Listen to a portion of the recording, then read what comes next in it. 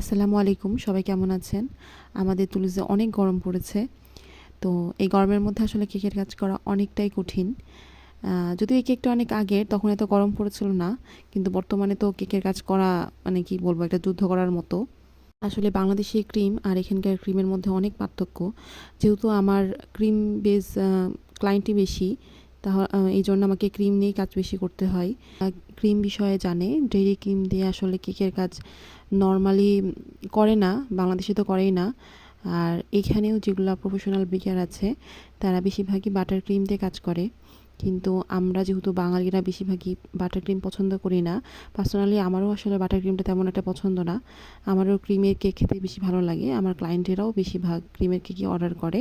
তারা ক্রিম কেকটাই বেশি পছন্দ করে। এই জন্য আমারও বেশিরভাগ সময়ই ক্রিম বেস কেকই বানানো হয়।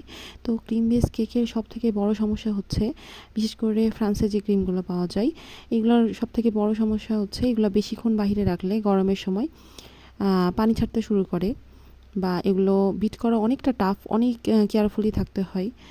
তো মানে একটু বেশি বিট হয়ে গেলে এগুলো ফেটে যায় আর কি, পানি বের হয়ে যায়। আর আরেকটা সবথেকে বড় সমস্যা হচ্ছে, এগুলো যদি আধা ঘন্টা, গরমের সময় যদি আধা ঘন্টা বা 40 মিনিটের বেশি বাহিরে থাকে, তাহলে এগুলো ক্রিম থেকে পানি ছাড়া শুরু করে, খেতে তেমন একটা ভালো লাগে না। এই জন্য গরমের সময় আমার ক্লায়েন্টদের সবসময়ই বলি যেন 40 মিনিটের বেশি কেক বাহিরে না রাখে, আর রাখলেও যেন আগে ফ্রিজে সেট করে নেয়, তারপরে খাই।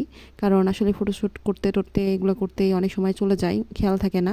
তারপরে কেক সার্ভ করলে ওইটা খেতে আসলে ভালো লাগে না, কারণ ক্রিমের কেক ঠান্ডা না হলে তেমন একটা মজা লাগে না।